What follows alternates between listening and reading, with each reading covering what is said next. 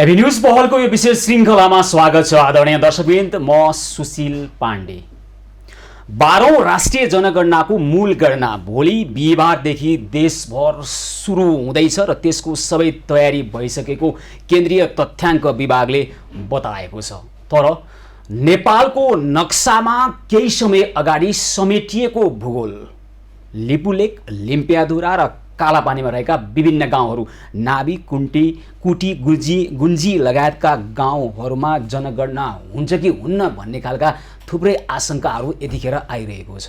2018 सालमा त्यहाँ जनगणना भएको थियो र त्यस अगाडि 2016 सालको पहिलो आम निर्वाचनमा त्यहाँ रहेका नेपालीहरूले मतदान गरेका थिए। तर अहिले नेपाल सरकारको पहुँच छैन त्यो क्षेत्रमा र यतिखेर भने केन्द्रीय तथ्याङ्क विभागले त्यो क्षेत्रमा जनगणना गर्नका निमित्त के गरेको छ। जनगणना गर्न सकियो भने त्यो क्षेत्र नेपालकै हुने अन्तर्राष्ट्रिय मञ्चहरूमा आफ्ना वैधानिक दाबी प्रस्तुत गर्न सकिने कुराहरू पनि आइरहेका छन् र त्यो क्षेत्रमा यतिखेर जनगणना हुने हो कि होइन भन्ने प्रश्न आइरहेको सन्दर्भमा हामी यसै सम्बन्धमा कुराकानी गर्दैछौँ। यतिखेर हामीसँग हुनुहुन्छ सीमाविद बुद्धिनारायण श्रेष्ठ र केन्द्रीय तथ्याङ्क विभागका उपमहानिर्देशक हेमराज रेग्मी। स्वागत छ कार्यक्रममा दुवैजना। धन्यवाद छ।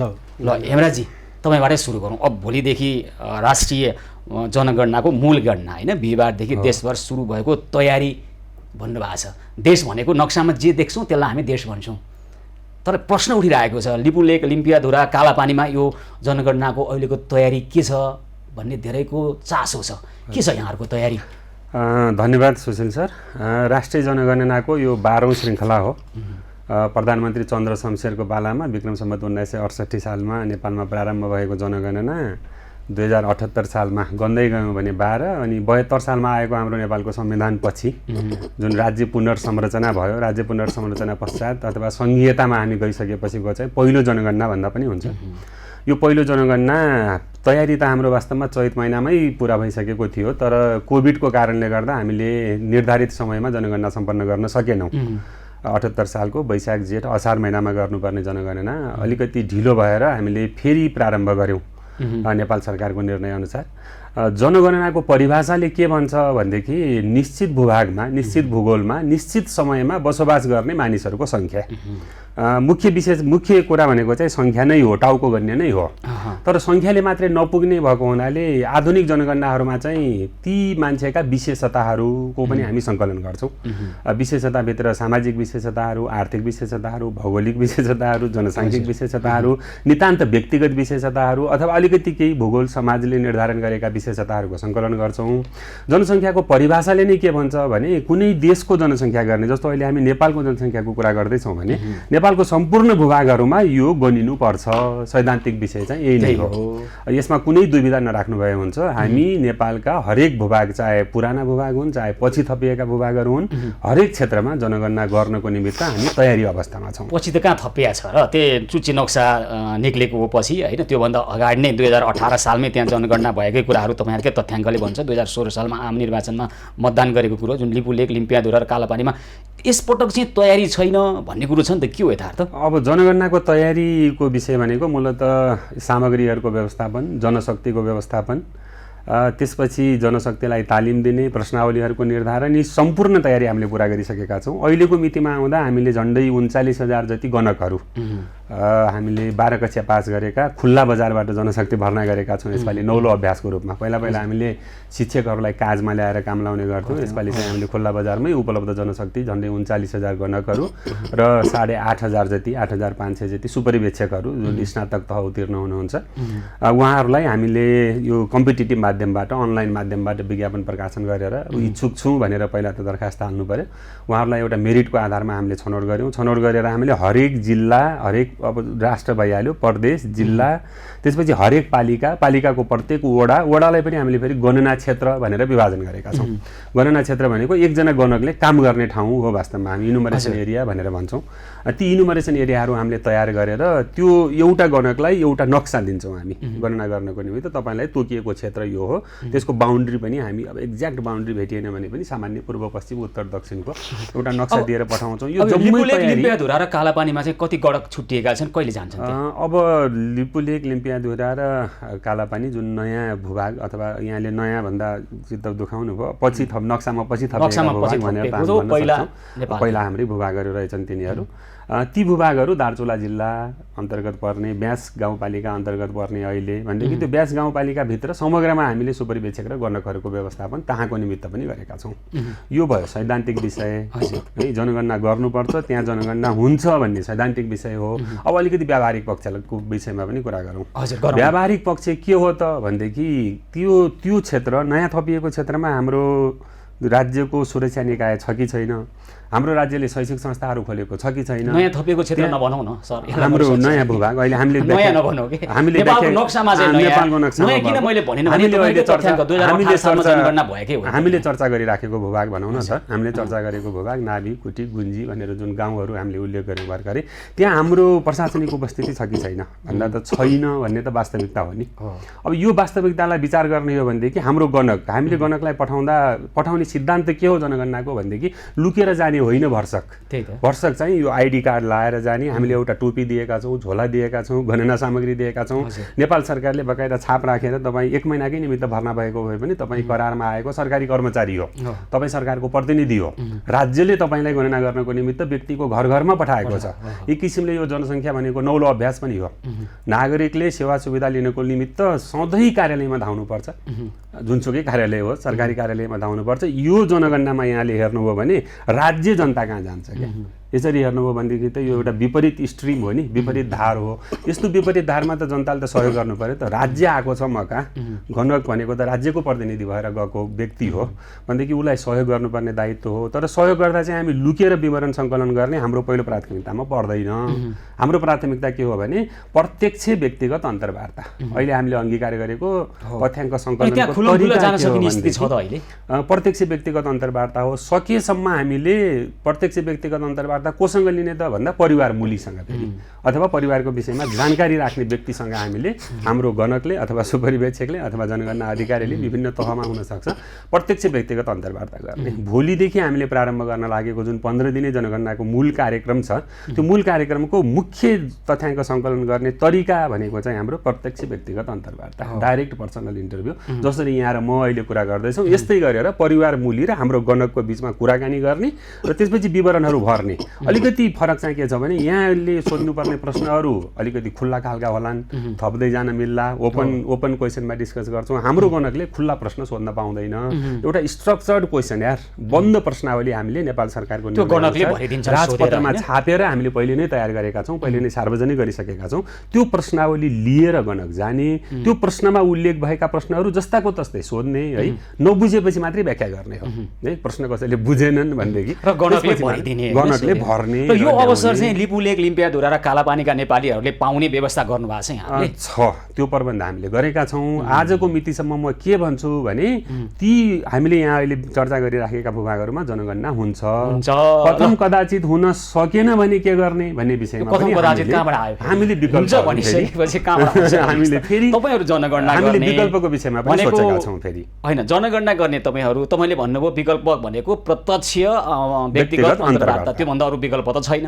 फेरि विकल्प किन सोध्नु? होइन, तथ्याङ्क सङ्कलनका अन्तर्राष्ट्रिय पद्धतिहरू, अन्तर्राष्ट्रिय विधिहरूमा यो डाइरेक्ट पर्सनल इन्टरभ्यू मात्रै होइन, अन्य विधिहरू पनि छन्। अन्य कारणले भए त म यसमा प्रश्न गर्दैन थिएँ, यो त राष्ट्रियतासँग जोडिएको कारण होइन, अन्य विधिहरू पनि छन्। मैले अन्य विधिको उल्लेख गरेँ भने अर्को आउँछु, यसमा आउँछ है त रेग्मी सर, हजुर आउँछु म। ल तपाईँ भन्नुहोस् त, सीमाविद बुद्धिनारायण श्रेष्ठ, हामीले पटक पटकको विषयमा कुराकानी गरेका छौँ यही स्टुडियोमा बसेर है। यतिखेर अब लिपुलेक, लिम्पियाधुरा र कालापानीमा चाहिँ अघि भन्नुभयो रेग्मीजीले, होइन हामीले तयारी त गरेका छौँ तर कथम कदाचित हुन सकेन भनेको त्यहाँ पहुँच भएन भने, जान दिएन भारत पक्षले भने हामी स्याटेलाइट मार्फत अथवा आङ्कलन गर्छौँ, अनुमान गर्छौँ भन्न खोज्नु भयो होला उहाँले। त्यहाँ जाने सम्भावना छ कि छैन? अघि फेरि यहाँ रेग्मीजीले भन्नुभयो विश्वासका साथ छ, गर्छौँ पनि भन्नुभयो।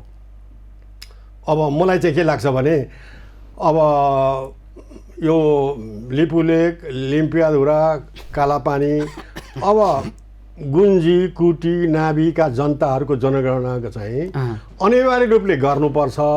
तर मलाई के लाग्छ भनेदेखि अब त्यो क्षेत्र लिपुलेकदेखि लिएर लिम्पियाधुरासम्म भारतीय सैनिकले इन्डो टिबेटन बोर्डर पुलिस स्थापना गरेर त्यहाँ कसैलाई पनि जान दिँदैन।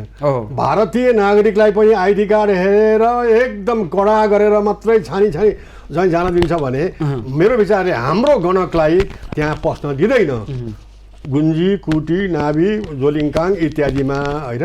अब कुरो रह्यो आजको सञ्चार माध्यम, आजको पत्रिकामा मैले पढेँ, अब केन्द्रीय तथ्याङ्क विभागले त्यो क्षेत्रको गणना गर्न सकिँदैन, परराष्ट्र मन्त्रालयलाई पहल गरिराखिएको छ अनुमतिको लागि, यो आएको छैन।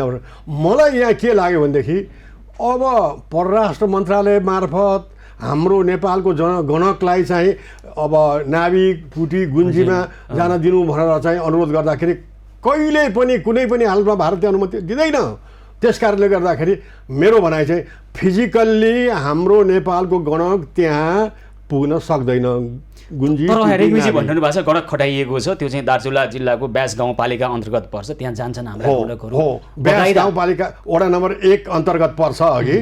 अब तर मलाई जहाँसम्म मैले अध्ययन गरे अनुसार भारतीय सशस्त्र सेना बल एसएसबीका जवानहरूले त्यहाँ जान कुनै पनि हातमा दिँदैन अघि। अब कुरो रह्यो जाँदैन भनेदेखि यो गणना गर्नुपर्ने हो कि नपर्ने हो। रिमिजीले एकचोटि सोधिहाल्नु है त, अघि त मैले जुन खालको आत्मविश्वास साथ हामी जान्छौँ त्यहाँ गर्छौँ गणना भन्नु पनि त्यसको आधार के? मैले पहिले पनि उल्लेख गरेँ, हाम्रो कार्यक्रम अनुसार जनगणनाको सिद्धान्त अनुसार हामी जानुपर्छ। सैद्धान्तिक कुरा मात्रै हो, सैद्धान्तिक कुरा। व्यावहारिक पक्षमा मैले अघि कथम कदाचित भनेर यहाँलाई जुन उल्लेख गरेँ, व्यावहारिक विषय चाहिँ के हो भनेदेखि अघि बुद्धिनारायण सरले पनि उल्लेख गर्नुभयो, जब त्यहाँको प्रशासनिक नियन्त्रण हाम्रो हातमा छैन है त, अरू कसैको हातमा छ भनेदेखि त्यो प्रशासनिक नियन्त्रण भएका राज्यहरूसँग त हामीले वार्ता गर्नु पर्यो, सम्बन्ध सुधार गर्नु पर्यो, अथवा उनीहरूसँग कुराकानी गर्नु पर्यो, सहज पहुँचका लागि त हामीले अनुरोध गर्नु पर्यो। त्यो सहज पहुँचको अनुरोध चाहिँ हामीले हाम्रो माध्यमबाट हाम्रा निकायहरू, परराष्ट्र मन्त्रालय, गृह मन्त्रालय सीमा गरिसक्यौँ। त्यो चाहिँ के गर्नु? राष्ट्रिय जनगणना सञ्चालन गर्नको निमित्त केन्द्रीय तथ्याङ्क विभाग हामी ड्राइभिङ सिटमा भए तापनि हामी एक्लैले गर्ने विषय होइन। यो राज्यको महत्त्वपूर्ण विषय हो, संवैधानिक महत्त्वको विषय हो, राजनीतिक महत्त्वको विषय हो, यसको आर्थिक सामाजिक महत्त्व छ, समावेशिताका सिद्धान्तहरूमा यसले असर गर्छ। त्यसकारण यो विभागलाई मात्रै जिम्मा लाउने विषय होइन, यो त समग्र राज्यको विषय हो, राज्यले विचार गर्नुपर्ने विषय हो। राज्यले विचार गरेको पनि छ। फेरि मैले यहाँ भन्न खोजेको विषय के हो भने राज्यले विचार गरेको पनि छ। एउटा स्पष्ट कुरा सुन्न खोजिया चाहिँ तपाईँहरूले लिपुलेक, लिम्पियाधुरा, कालापानीमा आफ्नो गणकलाई भौतिक रूपमै उपस्थित गराउनका निमित्त के कोसँग समन्वय गर्नुभयो, त्यो प्रक्रिया कहाँ पुगेको छ, के भएको छ, त्यो बताइदिनुहोस् त। त्यही विषयमा उल्लेख गर्दै थिएँ। हाम्रो विभाग राष्ट्रिय योजना आयोग मातहत कार्य गर्दछ। राष्ट्रिय योजना आयोग भनेको प्रधानमन्त्रीज्यू मातहत छ, सामान्य प्रधानमन्त्रीज्यू मातहत। हामीले राष्ट्रिय जनगणना सञ्चालन गर्नको निमित्त राष्ट्रिय योजना आयोगका माननीय उपाध्यक्षज्यूको अध्यक्षतामा विभिन्न मन्त्रालयका सचिवज्यूहरू, परराष्ट्र मन्त्रालय, गृह मन्त्रालय, अन्य विभिन्न अर्थ मन्त्रालय, राष्ट्रिय योजना आयोग लगायतका सचिवज्यूहरू, विभिन्न विश्वविद्यालयका प्राध्यापकहरू भएको जनगणना निर्देशक समिति छ। त्यो जनगणना निर्देशक समितिले के भन्छ भने कसरी गर्ने, के गर्ने है, त्यो एउटा गाइडिङ बडी हो क्या, हामीलाई निर्देशन, निरन्तर निर्देशन दिने बडी हो। त्यो निरन्तर निर्देशन दिने समितिमा हामीले आफ्ना कुराहरू राख्यौँ। यस्तो छ है समस्या होइन त, यी भूभागहरूमा प्रशासनिक नियन्त्रण अथवा हाम्रो पहुँच अझै पुग्न सकेको छैन, के गर्ने त भन्दा तहाँ भएको छलफलले के भन्यो भने एकचोटि अनुरोध गरौँ। अनुरोध गर्ने हो भनेदेखि परराष्ट्र मन्त्रालय मार्फत अनुरोध गरौँ, र परराष्ट्र मन्त्रालय मार्फत हामीले अनुरोध गरिसकेका छौँ।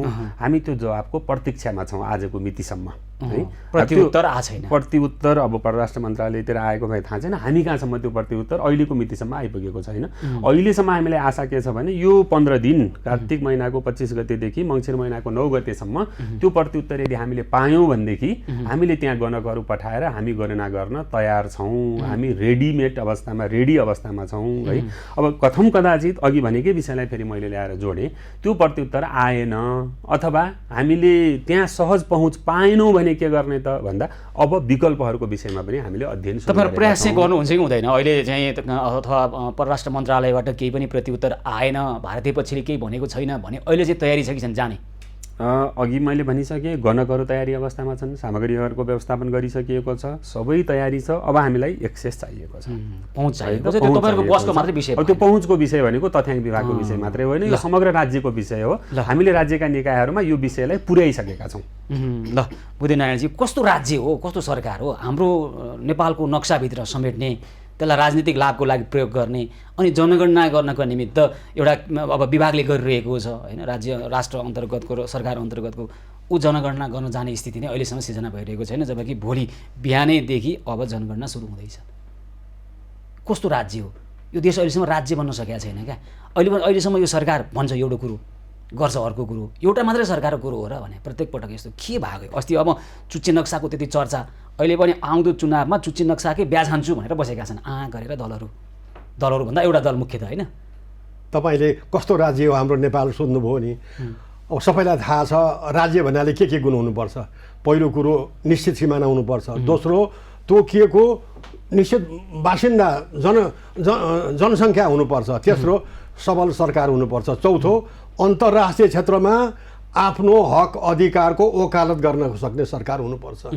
यो चौथो अनुसार अहिले अन्तर्राष्ट्रिय क्षेत्रमा चाहिँ आफ्नो वकालत गर्न सक्ने सरकार नभएको हुनाले हाम्रो अहिले पनि पहिले पनि नभएका कारणले गर्दाखेरि यो जनगणना गर्ने काम चाहिँ कालापानी क्षेत्रमा धर्मर रहेको छ।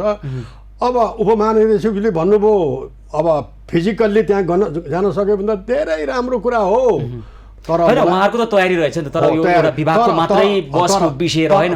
तर उहाँले भन्नुभयो अब यदि हुन सकेन भने के गर्ने त भन्दाखेरि म यो पक्षमा जान्छु। मेरो आफ्नो मोटो दिमागले चाहिँ त्यहाँ फिजिकल्ली हाम्रो गणक त्यहाँ जान सक्दैन, जान अनुमति नै दिँदैन। अघि पनि मैले भने अब के गर्ने त, कसरी गर्ने? मेरो भनाइ के भने त्यो क्षेत्रको गणना तथ्याङ्क स्थापना नगरिकन हुँदैन।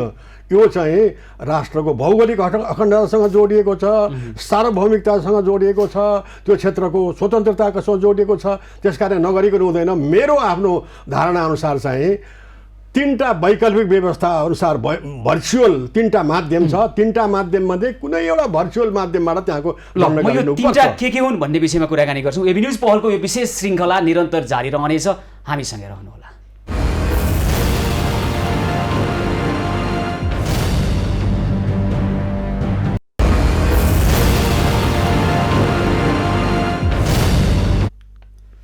एबी न्युज पहलको यो विशेष श्रृङ्खलामा पुनः स्वागत छ आदरणीय दर्शकवृन्द। भोलिदेखि सुरु हुन लागेको राष्ट्रिय जनगणनामा नेपालको नक्सामा समेटिएको भूगोल तर नेपालको सरकारको पहुँच नभएको लिपुलेक, लिम्पियाधुरा र कालापानी क्षेत्रमा जनगणनाको तयारी कस्तो छ भन्ने सम्बन्धमा हामी कुराकानी गरिरहेका छौँ सीमाविद बुद्धिनारायण श्रेष्ठ र केन्द्रीय तथ्याङ्क विभागका उपमहानिर्देशक हेमराज रेग्मीसँग। ल बुद्धिनारायणजी, अब त्यहाँ अघि तपाईँले भने जस्तो कुनै पनि विकल्प अब कुनै पनि तरिकाबाट जनगणना नै भएन, तथ्याङ्क नै स्थापित हुन सकेन भने चाहिँ के हुन्छ? त्यो त अब राष्ट्रियताप्रति आघात हुन्छ र त्यो क्षेत्र हाम्रो होइन रहेछ भन्ने कुरा बुझिन्छ। हामी प्रत्येक जनगणनामा गरिरहेका छौँ, त्यहाँको गणना गरिरहेका छौँ। त्यहाँको जनगणना मैले भने पहिले पनि 2018 सालमा त भइसकेको छ नि। त्यो क्षेत्र चाहिँ हाम्रो भन्ने कुरा पुरानो ऐतिहासिक नक्सा दस्तावेजले सबै दस्तावेजले नेपालको भन्छ। किनभनेदेखि चाहिँ अब सुगौली सन्धिको धारा 5ले के भन्छ भनेदेखि नेपालका राजा महाराजा र उनका उत्तराधिकारीले काली पश्चिमको जनतासँग सम्पर्क गर्ने पाउने छैनन्। अब कुरो रह्यो काली भनेको कुन हो त, महाकाली भनेको कुन हो भन्दाखेरि चाहिँ पुराना नक्सा दस्तावेजले लिम्पियाधुराबाट निक्लेको नदीलाई काली भनेको छ र लिम्पियाधुरा भन्दा पूर्वतर्फ कुटी, नाभी, गुन्जी, जोलिङकाङ, नाभिडाङ, लिपुलेक सम्पूर्ण भाग पर्छ होइन। त्यस कारणले गर्दाखेरि र यो पुराना नक्साहरूको कुरा गर्दाखेरि सन् 1819 को नक्सा सर्वे अफ इन्डियाले बनाएको, 1827 को नक्सा, 1856 को नक्सा, यस्ता नक्साहरू छन् जम्मै चाहिँ लिम्पियाधुराबाट निक्लेको नदीलाई रिभर काली भनेर लेखिएको छ भनेपछि त त्यो नक्सा अनुसार त गुन्जी, नाभी, कुटी, जोलिङकाङ इत्यादि सम्पूर्ण भाग नदीभन्दा पूर्वको भाग जम्मै नेपालको हो। खोइ त यो कुरा हामीले भारतीय पक्षलाई भन्न सक्या भने अब अहिले चाहिँ त्यो क्षेत्रका तपाईँले भनेअनुसार 800 भन्दा बढी जनसङ्ख्यालाई अहिले भारतले आफ्नो आधार कार्ड दिएको होला होइन, रासन कार्ड दिएको होला, आफ्नो नागरिकता प्रदान गरेको होला। हाम्रो त्यहाँ पहुँच नमाध्येरै भयो नि त। अनि शिक्षाको कुराहरूमा उनका शैक्षिक प्रमाणपत्रहरू भारतीय होलान् सबै होइन, नागरिकता प्रदान गरेको होला। अनि यतिखेर गएर हाम्रा हुन् भनेर टाउको गन्दैमा, छाङ्रुसम्म गएर टाउको गन्दैमा, स्याटेलाइट हेरेर गएर टाउको गन्दैमा त्यो हाम्रो हुन्छ त? त्यो हामीले तथ्याङ्क बसाएका थियौँ हाम्रो भनेर मेरो पुस्तामा नभए पनि मेरो भन्दा पछिको छोरा नातिको पुस्तामा चाहिँ यो गणना हुन्छ हेर्नुहोस्। अब उनीहरूले भन्छन् अब 2018 सालको सम्मतमा पनि जनगणना भएको थियो भनेर वकालत गर्न सक्छन् नि पछि पनि, किनभने हाम्रो यो गुमेको भाग अहिले तत्काल नपाइएला। तर भनौँ कालान्तरमा पुराना नक्सा दस्तावेजका आधारमा मेरो पालोमा नपाए पनि मेरो छोरा नातिको पालोमा अवश्य पनि यो फर्कन्छ। किनभने अन्तर्राष्ट्रिय दबाब पनि बढेको छ भारतलाई। र अब म यहाँ उल्लेख गर्न चाहन्छु कि अब नेपालले चुच्चे नक्सा निकालेपछि कुरा गरौँ भनेर भारतलाई 5 चोटि नेपाल सरकारले डिप्लोमेटिक नोट पठायो। भारतले चाहिँ चाहना गरेको छैन। नेपाल वार्ता गरौँ भनेर अगाडि सर्छ, भारत पछाडि हट्छ। यसको मतलब भारतसँग त्यो कालापानी लिपुलेक रिम्बियाधुराको सशक्त प्रमाणै नभएर, नक्सा नभएर पछाडि हटेको हो मेरो बुझाइमा। भारतीय जनगणना गरिरहेको छ, प्रमाण ठुलो नेपालसँग भन्दा प्रमाण धेरै भारतसँग भए ल आउनुहोस् वार्ता गरौँ भनेर चाहिँ छाती फुलाउँथ्यो नि त। तर हामीले यसरी भारतलाई मनाउन नसके तापनि अन्तर्राष्ट्रिय दबाब सिर्जना गरेर त्यो क्षेत्र चाहिँ हाम्रो हो भन्ने कुरो दबाब सिर्जना गर्दै गयौँ। हाम्रो पिँढीमा तपाईँले सञ्चार माध्यमबाट, मैले लेखेर भनेर बोलेर गऱ्यौँ भनेदेखि चाहिँ एक दिन फर्कन सक्छ, 2 दिन, 2 वर्ष, 4 वर्ष, 10 वर्ष, 15 वर्ष लाग्ला हेर्नुहोस्। अब तर जनगणना गरेनौँ भनेदेखि त्यो 10 वर्ष 20 वर्ष चाहिँ बेकारमा जाने हुन्छ। त्यसकारणले प्रमाण खातिर पनि गर्नुपर्छ। अर्को कुरा म के भन्छु भने त्यहाँका जग्गाको तिरेको मालपोतमा तिरेको भनौँ। अब नेपालमा भूमि सुधार लागू हुँदाखेरि 2021 सालमा लागू हुँदाखेरि फाँटुवारी भरेका थिए। अब हदबन्दीभन्दा बढ्ताको जमिन छैन भनेर त्यहाँका गुन्जीका जनताले भनेको थियो। यो प्रमाण त छ नि त। अब तर त्यस बीचमा चाहिँ अब धेरै भारतीय पक्षले प्रशासनिक दृष्टिकोणबाट उनीहरूले पहिचान दिने अथवा नागरिकता दिने अथवा अन्य विभिन्न खालका सरकारी कागजातहरू त भारतीय पक्षको भइसकेको छ नि त। मेरो प्रश्न चाहिँ यतिखेर अब टाउको मात्रै गन्दैमा, त्यही पनि सेटेलाइटबाट टाउको गन्दैमा त्यो क्षेत्र हाम्रो हुने आधार चाहिँ के त अहिलेलाई? जस्तो उपमहादेशज्यूले भन्नुभयो नि मेरो घरमा गणक आउँदा तालचा लागेको रहेछ भनेदेखि अब मेरो नातेदार छिमेकीसँग गणना गर्ने भनेको भन्नुभयो उहाँले, होइन? त्यस्तै गरेर मानौँ कि हामीले यो कालापानी, ग्रेटर कालापानी क्षेत्रमा तालचा लागेको रहेछ। तालचा लागेको रहेछ भने मेरो घरमा तालचा लागे जस्तो मेरो घरको परिवारको गणना त गणकले लिएर जान्छ नि। त्यस्तै गरेर लिन सक्नुपर्छ। मेरो अन्तिम भनाइ चाहिँ के छ भनेदेखि चाहिँ कुनै पनि हालतमा हामीले तथ्याङ्क बसाउन चाहिँ छुट गर्नु हुँदैन। चाहे 2-4% तलमाथि परोस्, तर तथ्याङ्क चाहिँ स्थापना गर्नैपर्छ। सरकारले के भनेको छ मैले अहिलेसम्म बुझेको छैन। वर्तमान सरकारले के भनेको छ? हेमराजीलाई सोध्छु नि म, के भनेको छ वर्तमान सरकारले? वर्तमान सरकारले हामीलाई जनगणना गर्नु भनेको छ, राज्यका हरेक भूभागको तथ्याङ्क सङ्कलन गर्नु भनेको छ। तथ्याङ्क राज्यको पहुँचमा नरहेका तथ्याङ्क किन चाहिन्छ भन्ने विषयमा हामी स्पष्ट छौँ। राज्यका निर्देशनहरू, संविधानमा उल्लेखित विषयहरू, ऐन कानुनहरूमा, आवधिक योजनाहरूमा, अन्तर्राष्ट्रिय प्रतिबद्धताहरू जसलाई हामी दिगो विकासका लक्ष्यहरू भनेर भन्छौँ, तिनीहरूले तथ्याङ्क किन चाहिन्छ भन्ने कुरालाई स्पष्ट रूपमा उल्लेख गरेका छन्। जस्तो कुनै पनि क्षेत्रको, चाहे त्यो सानो क्षेत्र होस्, मध्यम क्षेत्र होस्, ठुलो क्षेत्र होस्, योजना तर्जुमा गर्नको निमित्त तथ्याङ्क चाहिन्छ। अनुगमन मूल्याङ्कन गर्नको, भइराखेका योजनाहरूको अनुगमन मूल्याङ्कन गर्नको निमित्त तथ्याङ्क चाहिन्छ। लक्ष्यहरूको निर्धारण गर्नको निमित्त तथ्याङ्क चाहिन्छ। हामी कहाँ पुग्यौँ भनेर थाहा पाउनलाई पनि तथ्याङ्क चाहिन्छ। अरूसँग तुलना गर्नलाई पनि तथ्याङ्क चाहिन्छ। हामी कस्ता छौँ, अरू कस्ता छौँ भन्नलाई पनि तथ्याङ्क चाहिन्छ। त्यसकारण तथ्याङ्क निकाल भनेर तथ्याङ्क उत्पादक हौँ हामी। तथ्याङ्क उत्पादन गर्ने जिम्मेवारी राज्यले केन्द्रीय तथ्याङ्क विभागलाई दिएको छ र हामीले हाम्रो जिम्मेवारी पुरा गर्दैछौँ। अब विक्रम सम्वत 2018 साल यता जनगणना हुन नसकेको र पछिल्लो समय पहुँचबाट हामी अवरुद्ध भएको स्थितिमा त्यहाँका जनताहरूले भारतीय रासन कार्ड अथवा भारतीय नागरिकता पाइरहेको अथवा भारतीय प्रशासनिक उसमा रहेको भनौँ न मा अहिले हामीले टाउको गन्दैमा मात्रै यो शास्त्रले चाहिँ के भन्छ भनेर सोधेको क्या तथ्याङ्क शास्त्र। अब हाम्रो तथ्याङ्कको सिद्धान्तले चाहिँ के भन्छ भनेदेखि तथ्याङ्क उत्पादन गर। तथ्याङ्कको प्रयोगकर्ता वास्तवमा हामी होइनौँ है। तथ्याङ्कको प्रयोगकर्ता राज्यका अन्य निकायहरू, यहाँहरू जस्तो पत्रकारहरू, सञ्चारकर्मीहरू, विद्वत वर्गहरू, होइन त अन्तर्राष्ट्रिय समुदायहरू अथवा थिङ्क ट्याङ्कहरू चाहिँ तथ्याङ्कको प्रयोगकर्ता हुन्। हामी चाहिँ तथ्याङ्कका नितान्त उत्पादक हौँ, डेटा प्रड्युसर हौँ। तथ्याङ्कको उत्पादन हामीले सबै खाले तथ्याङ्क, आर्थिक तथ्याङ्क, सामाजिक तथ्याङ्क, भौगोलिक तथ्याङ्क, जनसाङ्ख्यिक तथ्याङ्क, अलिकति पछाडि गयौँ भने अब गरिबीका तथ्याङ्कहरू अथवा रोजगारी बेरोजगारीका तथ्याङ्कहरू, सामाजिक तथ्याङ्कमा जाँदा जाति, भाषा, धर्म, अपाङ्गता, तेस्रो लिङ्गीका कुराहरू, जनसाङ्ख्यिक तथ्याङ्क भन्नुभयो भने जन्मदरका कुराहरू, मृत्युदरका कुराहरू। तथ्याङ्क पनि गुण होला, यसको वर्गीकरण होला। मैले तपाईँलाई सिधा सोध्न खोजेको चाहिँ होइन, हाम्रो अहिले पहुँचमा नरहेको अर्कै छिमेकीको अथवा छिमेकीको शासनमा रहेको त्यो भूभागमा हामीले छेउमा गएर गणना गर्दैमा अनि सेटेलाइटबाट गर्दैमा अन्य विभिन्न विकल्पबाट हामीले तथ्याङ्कमा समेट्यौँ भने त्यो तथ्याङ्कको गुणस्तर चाहिँ कस्तो हुन्छ? मैले अघि पनि भने तथ्याङ्कको गुणस्तरमा केही कम्प्रोमाइज होला। हामीले प्रत्यक्ष व्यक्तिगत वार्ताबाट तथ्याङ्क सङ्कलन गर्न सकेनौँ भने, किनभने उहाँको विषयमा जान्ने मान्छेहरूले कति जान्नुहुन्छ भन्ने विषय हो नि मूल त। पूर्ण रूपमा जानकारी ल्याउन सक्यौँ भनेदेखि त क्वालिटीमा पनि कम्प्रोमाइज गर्नु नपर्ला। तर यदि हामीले अप्रत्यक्ष विधिहरूको प्रयोग गर्यौँ भने केही क्वालिटीमा कम्प्रोमाइज गर्नु पर्ला। तर नहुनुभन्दा त फेरि त्यो प्रयोगकर्ताको लागि है, हामी उत्पादकको लागि त त्यति धेरै फरक पर्नेवाला छैन। तथ्याङ्क विभागलाई कुरै गर्नुहुन्छ भने हामी तथ्याङ्कको प्रयोगकर्ता होइनौँ, हामी तथ्याङ्कका उत्पादक हौँ। तर जो तथ्याङ्कका प्रयोगकर्ताहरू हुनुहुन्छ, राज्यका निकायहरू, गुणस्तरमा त उत्पादनकर्ताले ध्यान दिनु पर्यो नि त। गुणस्तरमा त हामी ध्यान दिन्छौँ। त्यो उत्पादकले उत्पादन गरेको तथ्याङ्क प्रयोगकर्ताले कसरी प्रयोग गर्नुहुन्छ भन्ने त फेरि प्रयोगकर्ताको विषय हो नि, होइन? त्यो तथ्याङ्क ल्याइसकेपछि उहाँहरूले के गर्नुहुन्छ भन्ने त राज्यका अन्य निकायहरूको विषय हो। त्यो विषयमा त हामीले छलफल गरिराख्न आवश्यक छैन। हेमराजी, अब तपाईँलाई अघि म बुद्धिनारायणजीको आउँछु। बुद्धिनारायणजी, अघि तपाईँ भन्दै हुनुहुन्थ्यो नि, होइन? अब यो अप्रत्यक्ष अप्रत्यक्ष तथ्याङ्क नै स्थापित भएन भने चाहिँ के हुन्छ भन्ने कुरामा अझै गहिरेर कुरा गरौँ त। भएन, केही पनि भएन, अथवा भए पनि अब अर्कै छिमेकीको भइसकेको भूभाग यतिखेरसम्म प्रशासनिक दृष्टिकोणबाट यो तथ्याङ्क स्थापना भएन भनेदेखि चाहिँ भारतको प्रधानमन्त्री नरेन्द्र मोदी पहिलोचोटि नेपाल भ्रमणमा आउँदा सन् 2014को अगस्तमा आउँदाखेरि कालापानी र सुस्ताको क्षेत्रमा दुवै देशका परराष्ट्र सचिवहरूले तल्लो तहबाट प्राविधिक जानकारी लिएर प्रतिवेदन तयार गरेर आफ्नो देशमा पेश गर्ने भनेर भनिएको छ। भनेपछि त कालापानीमा पनि अब विवाद रहेछ भन्ने कुरो चाहिँ भारतले स्वीकार गरिसकेको छ, होइन? त्यो स्वीकार गरेको हुनाले गर्दाखेरि यदि यो तथ्याङ्क लिएन भने त्यो परराष्ट्र सचिवको संयन्त्रमा कुरा गर्दाखेरि नेपालको पोइन्ट, नेपालको बुँदा एकदम कमजोर हुन्छ र नेपालले त्यो लस गर्ने अवस्था हुन्छ, चाहे त्यो चुच्चे नक्सा निकालिसकेको भए तापनि। त्यस कारणले गर्दाखेरि यस्ता कुराहरूलाई वार्तामा इनपुट दिनको निमित्त चाहिँ, वार्तामा आफ्नो प्रमाण पेश गर्नको निमित्त तथ्याङ्क यो छ, हाम्रो तथ्याङ्क विभाग भनेर प्रमाणको रूपमा पनि लिनुपर्छ। यदि यो तथ्याङ्क लिइएन भनेदेखि हामीले लिपुले कालापानी लिम्पियाद्वारा भारतलाई तोम शरणम गरेको चाहिँ ठहर छ।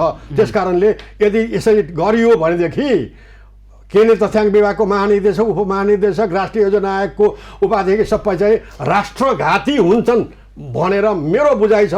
यो मेरो बुझाइ गलत होला, तर अब आम दर्शकले सुनिराखेका छन्, हेरिराखेका छन्। राष्ट्रघात गर्नु हुँदैन कुनै पनि हालतमा, होइन हेमराजी? के म यहाँहरू मार्फत सम्पूर्ण जनसमुदायलाई, हाम्रा दर्शक श्रोताहरूलाई के विश्वास दिलाउन चाहन्छु भने तथ्याङ्क त्यो क्षेत्रको पनि उत्पादन हुन्छ। प्रत्यक्ष तरिकाबाट हुन्छ कि अप्रत्यक्ष तरिकाबाट हुन्छ, केही समय पर्खौँ। राष्ट्रघात चाहिँ हुँदैन है, राष्ट्रघात हुँदैन, त्यहाँको तथ्याङ्क उत्पादन हुन्छ। सकेसम्म प्रत्यक्ष तरिकाबाटै हुन्छ, सकिएन भने अप्रत्यक्ष विधिबाट। अप्रत्यक्ष विधि के हुन सक्छन् भनेर हामीले भर्खरै छलफल गरिसक्यौँ। भने जुनसुकै माध्यमबाट भए पनि हामी त्यो क्षेत्रको तथ्याङ्क उत्पादन गर्छौँ। ल हुन्छ। नक्सामा लगभग सीमित भएको राष्ट्रवाद यतिखेर एउटा प्रमाण पेश गर्ने बेला पनि हो।